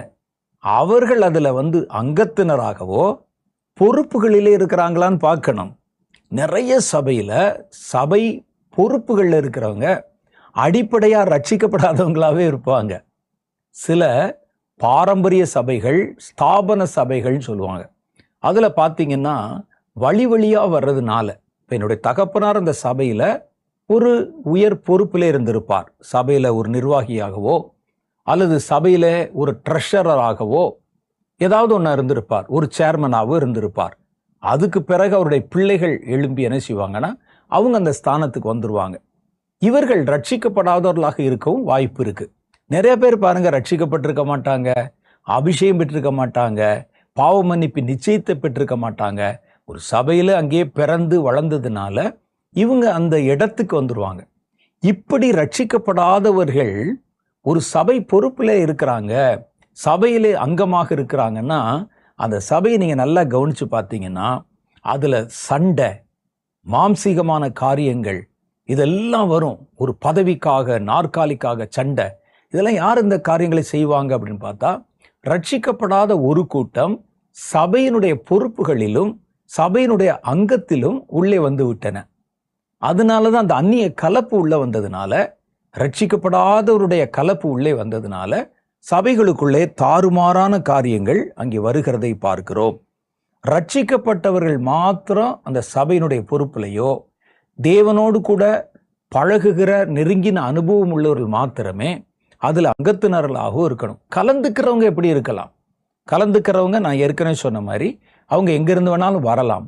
ஆனால் அவர்கள் ரட்சிக்கப்பட்ட பிறகுதான் அந்த சபையில பாவ மன்னிப்பு பெற்று ரட்சிக்கப்பட்ட பிறகுதான் அதுல அடிப்படை உறுப்பினராகவே மாற முடியும். எண்ணிக்கைக்காக வர்றவங்களுக்கெல்லாம் அட்டை கொடுத்துடக்கூடாது, கார்டு கொடுத்துடக்கூடாது. வேதம் சொல்லுது பாருங்க, அப்போஸ்தலர் 6வது அதிகாரம், அதுல வரும்போது ஒவ்வொரு காரியத்திலும் தேவனுடைய ஆவியிலே நிறைந்தவர்களைத்தான் பொறுப்பிலே ஏற்படுத்தினாங்க. 6வது அதிகாரத்தில் நீங்க படிச்சீங்கன்னா அந்த ஆதி சபையில ஒரு சின்ன பிரச்சனை வந்தது. அதுல வித்தியாசம் பார்க்கறாங்க. பந்தி விசாரணை பண்ணும்போது அதுல வித்தியாசம் பார்த்து ஒருவருக்கு அதிகமாக கொடுக்கறாங்க சாப்பாடு, இன்னொருத்தர் கொடுக்க மாட்டேங்கிறாங்க. பெரிய கூட்டம், 7000 பேர் 8000 பேர் இருக்கிறாங்க. அதுல எங்களை முறையாக விசாரிக்கவில்லை என்று முறுமுறுப்பு எழுந்தும் போது அப்போஸ்தலர் சொன்னாங்க, நாங்க பந்தி விசாரணை செய்வது தகுதியானது அல்ல. இந்த பந்தி பரிமாறுறதுக்கு வைக்கக்கூடிய அவங்கள கொஞ்சம் பேரை தேர்ந்தெடுப்போம். அவர்களை தேர்ந்தெடுக்கவே அவங்க என்ன முறை வச்சிருக்கிறாங்க பாருங்க. அதைத்தான் வேதம் சொல்லுது. அப்போஸ்தலர் 6வது அதிகாரம் 3வது வசனம், ஆதலால் சகோதரரே, பரிசுத்த ஆவியும் பரிசுத்த ஆவியின் ஞானமும் நிறைந்து நற்சாட்சி பெற்றிருக்கிற 7 பேரை உங்களில் தெரிந்து கொள்ளுங்கள். அவர்களை இந்த வேலைக்காக ஏற்படுத்துவோம். எதுக்கு? சாப்பாடு போடுறத மெயின்டைன் பண்றதுக்கு, பரிமாறதுக்கு நிறைய பேர் இருப்பாங்க. அதுக்கு பொறுப்பாளரா ஒரு 7 பேரை நாங்க நியமிக்கிறோம் சபையில சாப்பாடு போடுறதுக்கு. சாப்பாடு போடுறதுக்கு உண்டான தகுதி என்னன்னு பாருங்களேன். பரிசுத்த ஆவியில நிறைஞ்சிருக்கணுமா, பரிசுத்த ஆவியின் ஞானத்திலும் நிறைந்த நல்ல சாட்சி பெற்ற சபையார் நடுவில் இவரா ரொம்ப நல்லவர் அப்படின்னு சொல்ற மாதிரி சாட்சி பெற்ற 7 பேரை தேர்வு செய்து இந்த வேலைக்காக நியமிப்போம். பார்த்தீங்களா? சாப்பாடு போடுற ஒரு வேலை, தண்ணி ஊத்துற ஒரு வேலைக்கு கூட எப்படின்னா, அந்த சபையிலே பெரிய பெரிய பொறுப்பு, அவர் செக்ரட்டரி, இவர் சேர்மேனு, இவர் அதனுடைய பொருளாளர் அப்படின்னு நியமிக்கிறவங்க எப்படி ரட்சிக்கப்படாதவர்களா இருக்க முடியும்? அதனாலதான் அரசியல் கட்சியில் என்னென்ன நடக்குதோ அதெல்லாம் சபைக்குள்ள நடக்குது. எல்லா மாதிரி சபையிலுமே இருக்கு. பெந்தகோஸ்தே அனுபவம் உள்ள சபைகள்ல கூட அப்படி இருக்கு. நான் ஏற்கனவே சொன்ன மாதிரி மாம்சம் ஆளுமை செய்தால் அது அப்படித்தான் இருக்கும். பரிசுத்த ஆவியானவர் ஆளுமை செய்யணும், பரிசுத்த ஆவியிலே நடத்தப்படணும். அதனால்தான் என்ன செய்யறாங்கன்னா, பரிசுத்த ஆவியானவரால் நடத்தப்படுகிறவர்களை பொறுப்புகளிலே ஏற்படுத்தினார்கள். கர்த்தர் ரட்சிக்கப்பட்டவர்களை சபையிலே சேர்த்து வந்தது போல அந்த அங்கத்தினர்களை அதுல கொண்டு வைக்கக்கூடியவர்களை ரட்சிக்கப்பட்டவர்களாக இருக்கணும். அவங்க தான் அதை மெயின்டைன் பண்ணணும். அவர்கள் தான் அதில் அங்கத்தினராக இருக்கணும். கலந்து கொள்ளுகிறவர்கள் யார் வேணாலும் இருக்கலாம். அது நான் மறுபடியும் சொல்றேன். ரட்சிக்கப்பட்டவர்களை எப்படி அறிந்து கொள்வது? ரட்சிக்கப்பட்டவன் என்ன செய்வான்? அதுக்கு சில அடையாளம் இருக்கு. யாரெல்லாம் அங்க இருக்கிறாங்க, ஒரு சபையில பொறுப்பா எப்படி இருக்கிறாங்க, ஒரு சபையில மெம்பரா இருக்கிறவங்க எப்படி இருக்கிறாங்க, ரட்சிக்கப்பட்டவங்க தான் இருக்கிறாங்களா? இவங்கெல்லாம் கிட்டத்தட்ட ஒரு 40 வருஷமா அந்த சபையில இருக்கிறாங்க அப்படின்னு சொல்றாங்கல்ல, நீங்க அவங்களை கவனிச்சு பாருங்க. அவர்கள் ரட்சிக்கப்பட்டவர்களாக இருந்தால் அல்லது அந்த மேல இருக்கக்கூடிய பொறுப்புல இருக்கவங்க ரட்சிக்கப்பட்டவங்களா இருந்தா, அந்த ரட்சிப்பின் அடையாளம்னு சொல்லி சில காரியங்கள் இருக்கு. அது அவங்களுக்குள்ள இருக்கான்னு பார்க்கணும். முதல் அடையாளம் என்ன தெரியுமா? யோவான் 8வது அதிகாரம் 47வது வசனம் சொல்லுகிறது, அவர்கள் தேவனுடைய வார்த்தைக்கு முக்கியத்துவம் கொடுத்து தேவனுடைய வசனத்துக்கு செவி கொடுப்பாங்க. கர்த்தருடைய வார்த்தைக்கு பயப்படுவாங்க, கர்த்தருடைய வசனத்துக்கு செவி கொடுப்பாங்க, கர்த்தருடைய வார்த்தைக்கு முக்கியத்துவம் கொடுப்பாங்க. ரட்சிக்கப்பட்டவர்கள், தேவனால் உண்டானவன் அல்லது ரட்சிக்கப்பட்டவன் தேவனுடைய வசனத்துக்கு செவி கொடுக்கிறான். நீங்கள் தேவனால் உண்டாயிராதபடியினால் செவி கொடாமல் இருக்கிறீங்க. ஒரு சண்டை நடக்குது, கர்த்தருடைய வசனம் அப்படி சொல்லுது, அது வசனம் என்ன சொன்னான்னு சொல்லிட்டு போகுது, எனக்கு இது நடக்கணும் அப்படின்னு சண்டை போட்டாங்கன்னா அதுல கர்த்தருடைய வார்த்தைக்கு முக்கியத்துவம் கொடுக்கலன்னா அவன் அடிப்படையாக ரட்சிக்கவே படல. வேதம் காட்டுகிற அடையாளம் இது, நான் மனசுல இருந்து சொல்லல. தேவனால் உண்டானவன் அல்லது தேவனுடைய இரத்தத்தினாலே கழுவப்பட்டு ரட்சிக்கப்பட்டவன் தேவனுடைய வசனங்களுக்கு செவி கொடுக்கிறான், வசனத்துக்கு கீழ்ப்படுகிறான், வசனத்தின்படி நடக்கிறான். அதான் ரட்சிக்கப்பட்ட அடையாளம். ரெண்டாவது பாருங்க, 1 யோவானுடைய புஸ்தகம் 2:29 சொல்லுகிறது, ரட்சிக்கப்பட்டவர்கள் நீதியை செய்கிறார்கள். பணத்துக்காகவோ காசுக்காகவோ அல்லது தங்களை உயர்த்தி கொள்வதற்காகவோ அநீதியான எந்த காரியத்தையும் செய்யாம அவர்கள் நீதியான காரியங்களுக்கு முக்கியத்துவம் கொடுப்பாங்க. அப்ப அந்த சபையை நடத்துறவங்க வெளியே உலகத்துல எப்படி வேணாலும் இருக்கலாம், யாரோ எப்படி இருப்பாங்க, அரசியல்ல ஒரு மாதிரி இருக்கும் அப்படி. ஆனா சபைக்குள்ள சபையை நிர்வாகம் பண்ணுகிறவர்கள், சபையில் இருக்கக்கூடிய உறுப்பினர்கள் அவங்க நீதியை பின்பற்றுகிறவர்களாக இருக்கணும். 1 யோவானுடைய புஸ்தகம் 2வது அதிகாரம் 29 சொல்லுகிறது, அவர் நீதி உள்ளவராய் இருக்கிறார் என்று உங்களுக்கு தெரிந்திருப்பதால் நீதியை செய்கிற எவனும் அவராலே பிறந்தவன் அல்லது ரட்சிக்கப்பட்டவன். அதுல அநீதியான காரியங்கள் நடக்குது.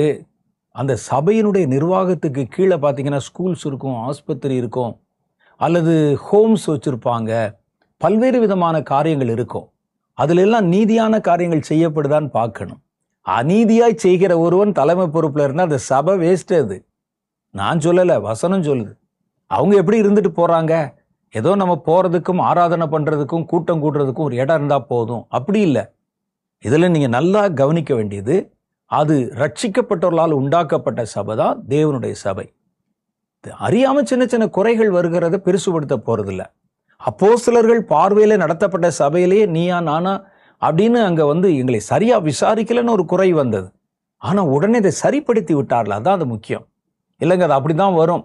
சாப்பிட்றனா சாப்பிடுங்க, இல்லாட்டி எந்திரிச்சு போங்க, எங்க சபையில அப்படிதான், இந்த மாதிரி தான் இருக்கும், இல்லைங்க அது அநீதியா இருக்கு, அப்படித்தான் இருக்கும் அப்படின்னு சொல்லி பேசுவது அல்ல. அப்ப இந்த சபை என்பது தேவன்.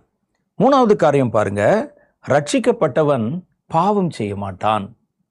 1 யோவானுடைய புஸ்தகம் 3:9 சொல்லுகிறது, தேவனால் பிறந்த எவனும் பாவம் செய்யான், அவருடைய வித்து அவனுக்குள்ளே இருக்கு.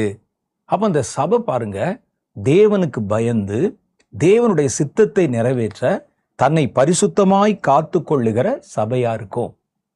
அடுத்து ரட்சிக்கப்பட்டவர்கள் இருக்கிற சபை எப்படி இருக்கும்? அந்த சபையிலே அன்பு நிறைந்திருக்கும். அந்த அன்பை சும்மாலாம் உருவாக்குறது இல்லை. இன்னைக்கு அன்பின் விருந்து எல்லா வீட்லையும் சமையல் பண்ண, அது இல்லை. அது உண்மையிலேயே சபையை அன்பாயிருந்து நம்ம ஏற்கனவே சொன்ன மாதிரி ஒருவர் பாரத்தை ஒருவர் ஏற்றுக்கொண்டு, ஒருவருக்காக ஒருவர் ஜெபித்து, ஒருவருக்கு ஒருவர் புத்தி சொல்லி, ஒருவருக்கு ஒருவர் அக்கறைப்பட்டு அப்படி அன்பா இருப்பாங்க ரட்சிக்கப்பட்டவங்க. 1 யோவான் 4:7 அப்படித்தான் சொல்லுது, ஒருவரில் ஒருவர் அன்பாயிருக்க கடவோம், ஏனெனில் அன்பு தேவனால் உண்டாயிருக்கிறது, அன்புள்ள எவனும் தேவனால் பிறந்திருக்கிறான். அப்ப ரட்சிக்கப்பட்டவனுடைய அடையாளம். அப்ப இந்த சபை முழுசும் பார்த்தீங்கன்னா ரட்சிக்கப்பட்டவர்கள் அவர்களுடைய ஆளுமை அல்லது அவங்களுடைய நிறைவு தான் அந்த சபையில நிறைந்திருக்கும். மாம்சமானவர்களோ தங்களை முன்னிலைப்படுத்த விரும்புகிறவர்களோ அந்த சபையில எப்பவும் பிரச்சனை குழப்பம் இருந்ததுன்னா அந்த சபை உங்களை நடத்த போதுமானது அல்ல. அப்போ ஒரு நல்ல சபையை நான் தேர்ந்தெடுக்கணும். அடுத்து என்ன செய்யணும் அப்படின்னா, சபையில கிறிஸ்துவினுடைய ஞானம் வெளிப்படுத்தப்படணும். அப்படின்னா கர்த்தருடைய வசனம், வசனத்தின் ஆழம். ஒரு சபையை தேர்ந்தெடுக்கும் போது இவ்வளவு விஷயம் பார்க்கணும்.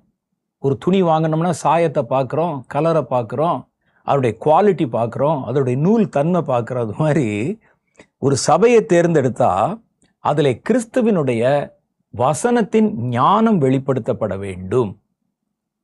எபேசியர் 3வது அதிகாரம் 9-11 வரைக்கும் உண்டான வசனங்கள்ல தேவன் நம்முடைய கர்த்தராகிய இயேசு கிறிஸ்துவுக்குள் கொண்டிருந்த அநாதி தீர்மானத்தின்படியே உன்னதங்களில் உள்ள துரைத்தனங்களுக்கும் அதிகாரங்களுக்கும் அவருடைய அனந்த ஞானமானது சபையின் மூலம் தெரிய வரும் பொருட்டாக. அப்ப இந்த ஞானம், தேவனுடைய ஆழமான ஞானம் யார் மூலம் தெரிய வருமா? சபையின் மூலம் தெரிய வரும். அப்ப இந்த சபை நம்மை நடத்துகிறதுல, கர்த்தருடைய வார்த்தைக்குள்ளே நம்மை நடத்துகிறத, ஒரு சபை என்பது நம்மை கிறிஸ்துவுக்குள்ளே வளர்க்கக்கூடியதாக இருக்கணும். அதான் ரொம்ப முக்கியம். அப்ப தேவனுடைய ஞானம் வெளிப்படுதா?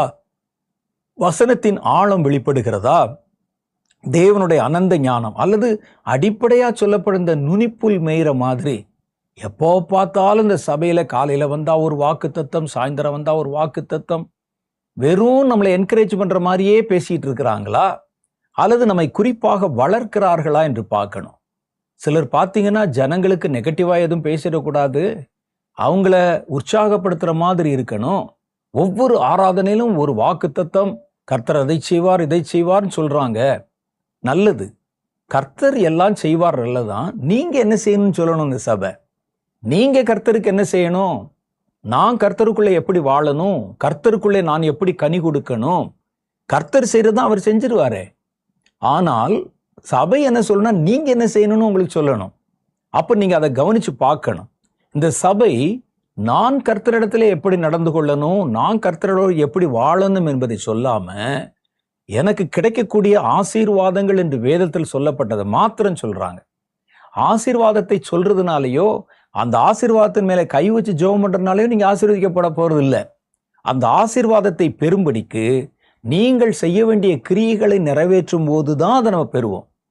அப்ப சபை என்பது உங்களுக்கு என்ன சொல்லணும்னா, தேவன் உங்களுக்கு என்ன செய்வார் என்பதை விட நீங்கள் தேவனுக்கு என்ன செய்வீர்கள் என்பதையும் சேர்த்து சொல்லணும். கர்த்தர் உங்களிடத்துல என்ன எதிர்பார்க்கிறாரு, நீங்க அவர்கிட்ட எப்படி நடக்கணும், எப்படி ஜெபிக்கணும், எப்படி பேசணும், எப்படி ஊழியம் செய்யணும், இதெல்லாவற்றை பற்றி சொல்லி உங்களை வளர்க்கணும். இல்ல நீங்க சும்மா இருங்க, கர்த்தர் யுத்தம் செய்வார், கர்த்தர் அதை செய்வார்னு வெறுமனே உங்களுக்கு நம்பிக்கை கொடுத்தா நீங்கள் சவலை பிள்ளைகளைப் போல ஏற்ற வளர்ச்சி இல்லாம உட்கார்ந்துருவீங்க. அடுத்து 4வது காரியம், ஒரு சபை பரிபூர்ணமான சபையா இருந்தா அதுல கிறிஸ்துவின் ஊழியங்கள் எல்லாமே நிறைவேற்றப்படணும். சபையில எல்லா ஊழியங்களும் இருக்கணும். இருக்குதான் பாருங்க.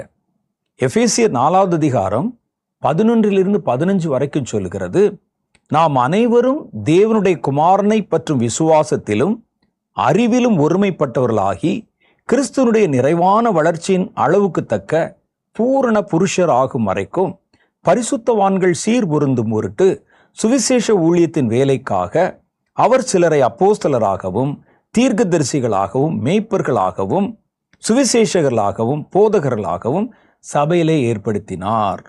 பார்த்தீங்களா? அப்ப கர்த்தர் சபையில 5 ஊழியங்கள் நடைபெற வேண்டும் என்று எதிர்பார்க்கிறார். நம்ம தேர்ந்தெடுக்கிற சபையில இந்த 5 ஊழியங்களுடைய ஊழியமும் நமக்கு கிடைக்கணும். ஒருவேளை சபையில் இந்த 5 ஊழியர்கள் இல்லாவிட்டால் கூட ஒரு நல்ல போதகர் இந்த 5 ஊழியத்தினுடைய ஊழியர்களையும் உங்க சபையிலே பயன்படுத்தணும். சபைக்குள்ளே தேடினீங்கன்னா இருப்பாங்க, சுவிசேஷ பாரம் உள்ளவர், சுவிசேஷ அழைப்புள்ளவர் இருப்பாங்க. ஆனா நம்ம யாரையும் விட மாட்டேன், நானே தான் பேசுவேன், நானே தான் நடத்துவேன் அப்படின்னு சொன்னா ஒருவருடைய சர்வீஸ் மாத்திரம்தான் உங்களுக்கு கிடைக்கும். ஒருவேளை அந்த சபையில் அப்படி இல்லைன்னா நீங்க என்ன செய்யுங்க, அந்த அழைப்பு பெற்றவர்களை சபையில கொண்டு வந்து பயன்படுத்தணும். அப்ப இதெல்லாம் ஒரு நல்ல மேய்ப்பன் இந்த சபையினுடைய வளர்ச்சியை விரும்பினால் இந்த 5 ஊழியங்களுடைய சர்வீஸ்னால தான், இந்த 5 ஊழியங்களுடைய வேலையினால தான் ஒருவன் பரிபூர்ணப்பட முடியும். அப்ப 5 ஊழியங்களும் ஒன்று செயல்படணும். 5 ஊழியங்களும் சபையில் இல்லாவிட்டால் கூட இந்த 5 விதமான ஊழியத்தினுடைய தன்மைகளும் ஊழியத்தினுடைய காரியங்களும் சபையிலே விசுவாசிகளுக்கு கொடுக்கப்பட வேண்டும். அதுல ரொம்ப கவனமாக அவர் இருக்கணும். அடுத்த காரியம் பாருங்க, அந்த சபையில விஷன் இருக்கணும், தரிசனம். தேவனுடைய நடத்துதல் இருக்கணும் சபையில. சபை தேவனை விட்டு தேவனுடைய பார்வைக்கு தூரமா இருந்ததுன்னா, கண் பார்வையில படாம அது இருந்ததுன்னா, நிச்சயமா அந்த சபையிலே தேவனுடைய தரிசனம் இருக்காது. கர்த்தருடைய பார்வையில நீங்க இருந்தீங்கன்னா கர்த்தர் பேசுவார். இல்ல இந்த இடத்துல பிடிச்சையே, அடுத்து இந்த சபைக்கு இது வேணும். கர்த்தருடைய பார்வையிலே குறை இருந்த போதிலும் கூட 7 சபைகளும் கர்த்தருடைய பார்வையில இருந்தன. அங்கே வெளிப்படுத்தின விசேஷத்துல பார்க்கிறோமே 7 சபை, அந்த 7ம் குறை இருந்தது. ஆனாலும் அவைகள் கர்த்தருடைய பார்வையிலே இருந்தன. அதனால கர்த்தர் அதை பார்த்து சொல்றார், உங்ககிட்ட ஒரு குறை உண்டு, உங்ககிட்ட இந்த குறை இருக்கிறது அப்படின்னு சொல்லுகிறார். அப்ப நம்முடைய சபை தேவனுடைய பார்வைக்கு மறைந்திராமல் இருந்தால்தான் கர்த்தர் அந்த சபைக்கு தரிசனத்தை கொடுக்க முடியும். அந்த சபைக்கு என்ன தரிசனம், அந்த சபையினர் என்ன செய்யணும், இதையெல்லாம் தரிசிக்கக்கூடிய கண்கள் அந்த சபையில இருக்கணும். தேவன் அந்த சபையை நடத்தி செல்லணும். அவருடைய வார்த்தை இங்கே வெளிப்படணும். முதல் நூற்றாண்டு சபையில பாருங்க, பவுலும் பர்னபாவும் இருந்த போது நல்லா ஊழியம் செய்றாங்க. பல ஊர்களுக்கு போறாங்க, அவர்களை அனுப்பி வைக்கிறாங்க அப்போஸ்தலர்கள். ஆனால் கர்த்தர் திடீர்னு சொல்றாரு, இவர்கள் 2 பேரையும் தனித்தனியா பிரிச்சிருங்க. ஏன்னா இவனும் அவனும் தனித்தனியாய் கிரியை செய்கிற அளவுக்கு வளர்ந்துட்டாங்க. 2 பேரையும் ஒன்னா வச்சிருந்தா அதுல பாதி வேலை தான் நடைபெறும். 2 பேரையும் தனித்தனியா பிரிச்சுட்டா இங்கேயும் ஒரு பகுதி அங்கேயும் ஒரு பங்கு நடக்கும் அப்படின்னு கர்த்தர் ஏதோ ஒரு திட்டத்தை வச்சு கர்த்தர் அவரிடத்துல பேசுறாரு. அப்பதான் அவங்களுக்கு புரியுது. அப்போஸ்தலர் 13வது அதிகாரம் 1ஆம் வசனத்துல பாருங்க, அவர்கள் கர்த்தருக்கு ஆராதனை செய்து உபவாசித்து கொண்டிருந்த போது, யாரு சபையாரு, கர்த்தருக்கு ஆராதனை செய்து உபவாசம் பண்ணி ஜெபம் பண்ணி கொண்டிருந்த போது பர்னபாவையும் சவுலையும் நான் அழைத்த ஊழியத்திற்காக பிரித்து விடுங்கள் என்று பரிசுத்த ஆவியானவர் திருவுளம் பற்றினார். அப்ப கர்த்தருடைய பார்வையில நீங்க இருந்தா தான் நம்முடைய சபைக்கு வேண்டிய ஆலோசனையும் சபைக்கு வேண்டிய தரிசனமும் கிடைக்கும். அப்பொழுது அவர்கள் உபவாசித்து ஜெபம் பண்ணி அவர்கள் மேல் கைகளை வைத்து அவர்களை தனித்தனியா அனுப்பிட்டாங்க. அப்ப இதெல்லாம் தேவன் நடத்தணும். ஒவ்வொரு விஷயத்திலும் தேவனுடைய சித்தத்தை நாடினார்கள். கர்த்தர் யாருக்கு தரிசனம் கொடுப்பாரு? நம்ம போகிற பாதையிலே வலதுபுறமோ இடதுபுறமோ நீங்கள் வழி அறியாமல் திகைக்கும் போது, வழி இதுவே, இதில் நடவுங்கள் என்று சொல்லும் மெல்லிய சத்தம் நம்ம காதுல கேட்கணும்னா நம்ம சபை கர்த்தருடைய பார்வையில இருக்கணும். இன்னைக்கு பல சபைகள் தேவனுடைய பார்வையில இருக்கவில்லை. எப்படி, எதனால பார்வையில் இருக்கல அப்படின்னு சொன்னா, யாரை கர்த்தர் பார்க்க முடியல? ஒண்ணு பாவம் செய்தவர் விட்டுருங்க, சபையில் அப்படிலாம் பெரிய அளவுல பாவம் செய்ய மாட்டாங்க. ஆனா 2வது கேட்டகரி இருக்கிறாங்க. மத்தேயு 7வது அதிகாரத்துல சொல்லுகிறது, அந்நாட்களில் அநேகர் கர்த்தாவே கர்த்தாவே, உம்முடைய நாமத்தில் நாங்கள் தீர்க்க தரிசனம் உரைத்தோம் அல்லவா, உம்முடைய நாமத்திலே நாங்கள் பிசாசுகளை துரத்தினோம் அல்லவா, அற்புதங்களை செய்தோம் அல்லவா என்பார்கள். அப்பொழுது நான் அவர்களை உங்களை ஒரு காலம் அறியேன் என்று சொல்லுவேன். ஏன்னா அவர் அதிலே பதில் சொல்லுகிறார், பரலோகத்தில் இருக்கிற என் பிதாவின் சித்தத்தின்படி செய்தவனே அல்லாமல் சும்மா உட்கார்ந்து கர்த்தாவே கர்த்தாவேன்னு மணி கணக்கா சொல்றது, ஜெபம் பண்றது, அந்நிய பாஷை பேசுறது, உங்களை நான் அறியேன். நீ பிசாசு துரத்தினா என்ன, தீர்க்க தரிசனம் உரைத்தால் என்ன, அற்புதம் செய்தால் என்ன, அடையாளங்களை நடத்தினால் என்ன, அப்ப சித்தம் செய்யாதவனே நான் அறியேன். அப்ப கர்த்தருடைய கண் பார்வையிலிருந்து ஒரு சபை எப்ப விலகுதுன்னா, கர்த்தருடைய சித்தத்திலிருந்து விலகும் போது, அது ஒரு மனுஷனுடைய சித்தத்துக்குள்ளே போகும்போது, ஒரு மனுஷனுடைய திட்டத்துக்குள்ளே சபை நடத்தப்படும் போது, தேவனுடைய சித்தத்தை விட்டு விலகினால் கர்த்தருடைய பார்வையிலிருந்து விலகிடுவாங்க. கர்த்தருடைய பார்வையிலிருந்து விலகிட்டா கர்த்தர் தான் சொல்றாரு உங்களை அறியேன் அப்படின்னு. அப்புறம் எப்படி உங்களுக்கு ஆலோசனை சொல்லுவாரு? கர்த்தர் எப்படி பேசுவாரு? நான் நடத்துகிற என்னுடைய சபையில என்னை மையப்படுத்தவும், நான் என்னுடைய விருப்பத்தை நான் நிறைவேற்றவும், இவ்வளவு பெரிய கட்டடம் 300 கோடிக்கு கட்டணும், கர்த்தர் சொல்றாரு, அதை சொல்றாரு, இதை சொல்றாருன்னு நான் தேவனுடைய சித்தத்தை விட்டு வழி விலகினால், பிம்பங்களை நான் கொண்டு வந்தா கர்த்தருடைய கண் பார்வையிலிருந்து நான் விலகி விடுகிறேன். அப்படி விலகிட்டேன்னா கர்த்தருடைய தரிசனம் சபையிலே அற்று போய்விடும். கர்த்தருடைய தரிசனம் சபையிலே அற்றுப்போவது ஒண்ணு, கண் பார்வை இழந்து குருடனாய் மாறுவது ஒண்ணு. அப்ப வேதம் சொல்லுது, கர்த்தருடைய பிரசன்னம் மறைஞ்சிருச்சுன்னா அவன் கண் பார்வை இழந்த குருடனை போல மாறுகிறான். குருடன் குருடனுக்கு வழிகாட்ட முடியுமா? ஒரு குருடன் காட்டுகிற வழியிலே நம்ம பின்பற்ற முடியுமா? குருடனுக்கு குருடன் வழிகாட்டினால் 2 பேரும் குழியிலே விழுவார்களேன்னு கர்த்தர் சொல்றார். அப்ப இவர்கள் தேவனுடைய சித்தத்தை செய்யலன்னு உங்களுக்கு தெரிஞ்சிச்சுன்னா கண்டிப்பா கர்த்தருடைய பார்வை இந்த சபையில இல்லை. கர்த்தருடைய நடத்திப்பு அந்த சபையில இல்லை. கர்த்தர் அவர்கள் மேல் கண்களை வைத்து அவர்களுக்கு ஆலோசனை தருவதும் இல்லை. அப்ப கர்த்தர் பார்க்கலைன்னா அந்த இடத்தை யார் நிரப்புவா? மனுஷன் நிரப்புவான். மாம்சீகமான மனுஷன் அவன் நிரப்பிட்டு அவன் எனக்கு கர்த்தர் நேற்று சொன்னாரு இன்னைக்கு சொன்னாருன்னு சொல்லுவான். நீங்க அந்த வசனத்தோட சேர்த்து பார்த்தீங்கன்னா அது பொருந்தாது. வசனத்துல பொருந்தாது.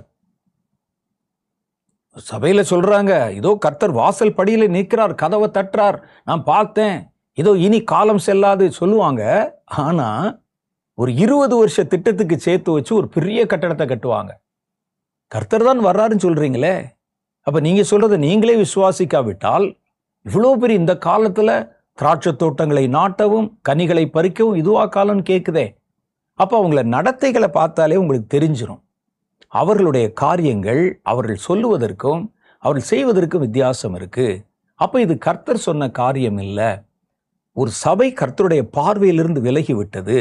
அப்ப இதுல சுய சித்தம், மனுஷனுடைய சித்தம், மனுஷன் சொல்லுகிற காரியங்கள், என் மனசில் இருக்கக்கூடிய ஆசை, இது எல்லாவற்றையும் ஒரு சபையை வைத்து நான் நிறைவேற்ற விரும்புகிறேன். இது எப்படி பரலோகத்துக்கு போகும்? அதனால ஒரு சபையை தேர்ந்தெடுக்கும் போது நம்ம ரொம்ப கவனமாக இருக்கணும்.